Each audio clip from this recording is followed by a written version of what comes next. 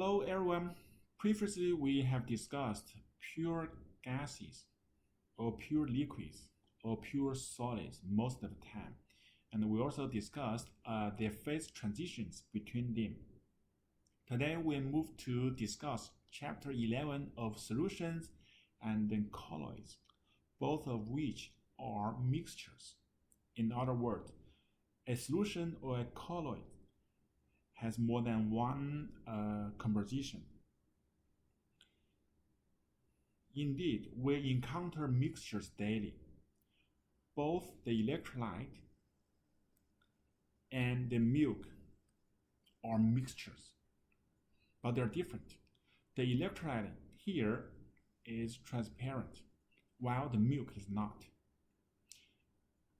And we'll explain the difference. We'll also explain why salts can be used for de-icing. This chapter contains 5 sections. Today we'll discuss the first section, which is the dissolution process.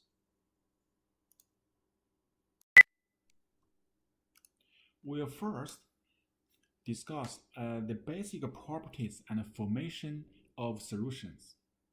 Then we'll discuss the general rule of solubility. This rule can help us predict whether a mixture will yield a solution from its components' molecular properties. Please refer to Table 4.1 for the solubilities of ionic compounds in water. And we also try to understand the mechanism behind solubility difference and exothermic and endothermic dissolution process. Solutions can exist in 3 physical states. An air is a gas solution. And then an electrolyte is a liquid solution, while a metal alloy is a solid solution. Though they are different in terms of their physical states, they share a few common traits. First,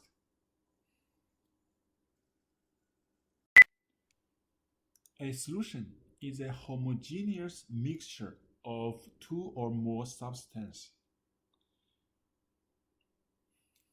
Is homogeneous as the composition is the same throughout. And in a solution, 1 or more solids are dissolved in 1 or more solvents. Second, solutions typically assume the same physical states of solvents. Here is one example. For the electrolyte, the solvent is water and is a liquid, so the electrolyte as a solution is also a liquid.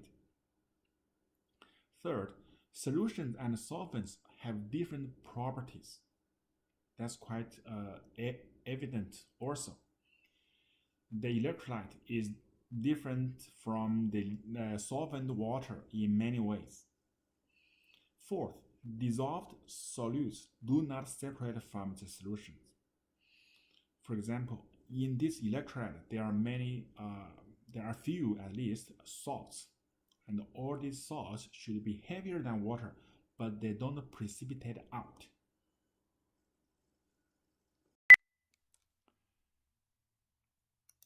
When a solvent and a solute are mixed, they can directly form a solution.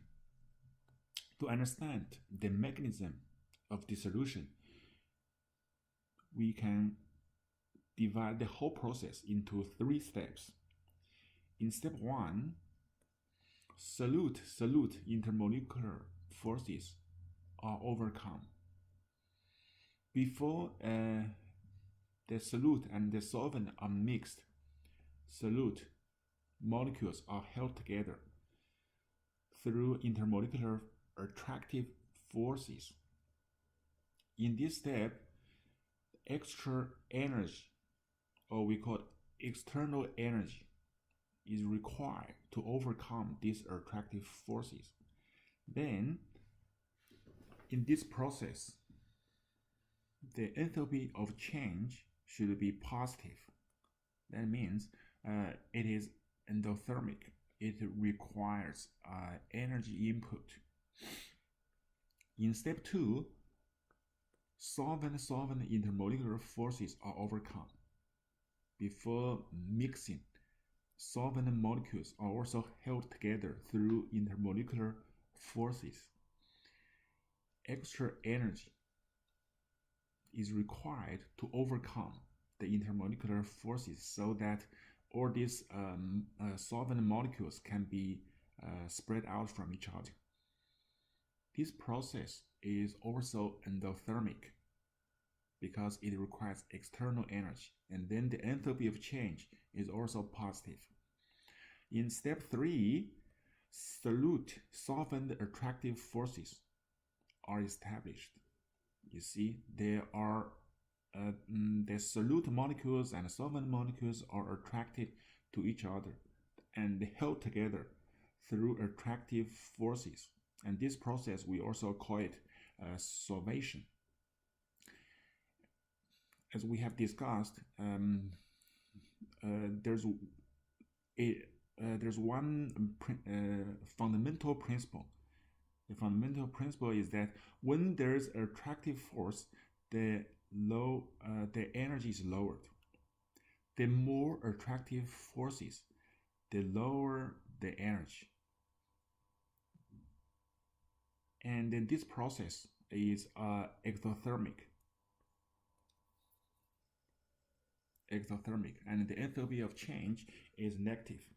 For the whole process, the enthalpy of change is the sum of the enthalpy change of all the 3 steps. We discussed 3 cases of dissolution processes.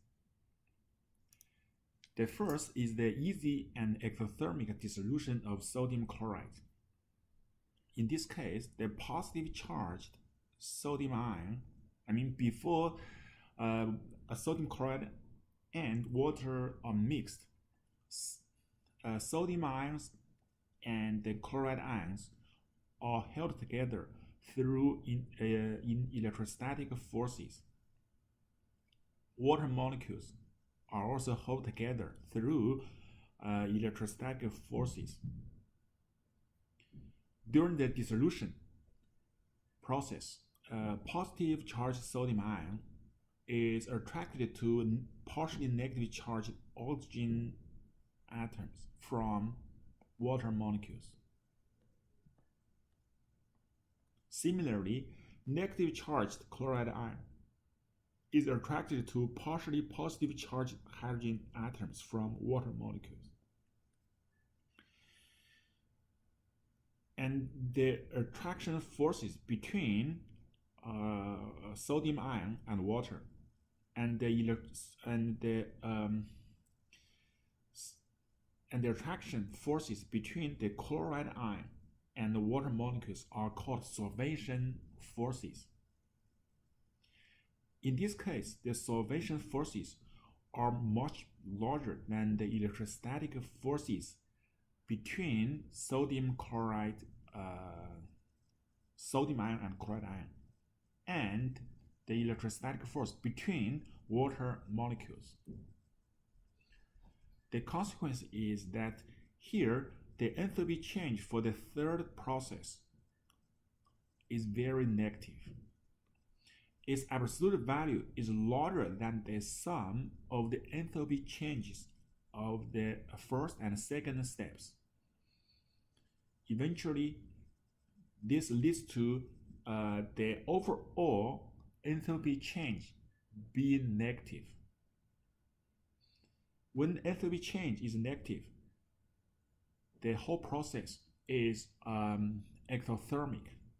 It releases heat. Then the spontaneous dissolution is favored, but not guaranteed. We'll come back to this point in future 2 chapters. And then the dissolution of sodium chloride is preferred That leads to good to high solubility. From the example of the dissolution of sodium chloride into water, we can see that solute-solvent interactions play a major role.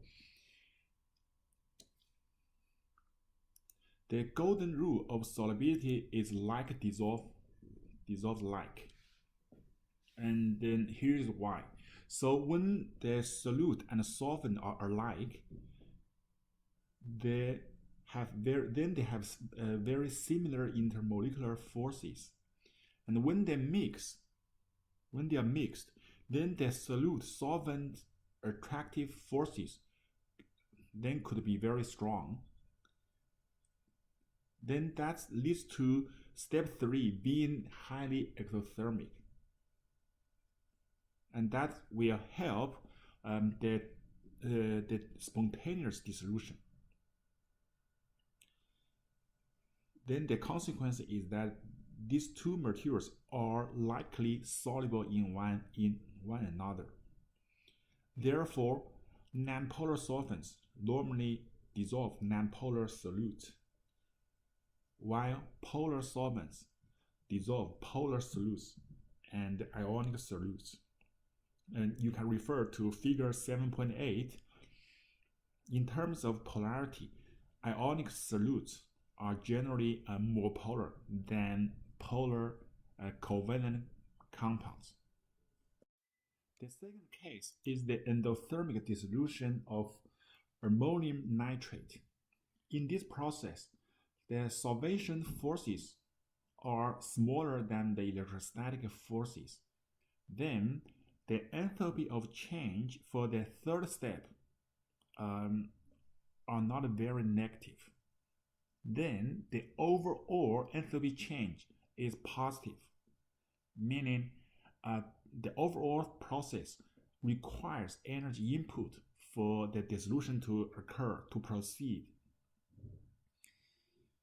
So in this case, the dissolution is spontaneous, but endothermic, meaning it will absorb energy from the surroundings.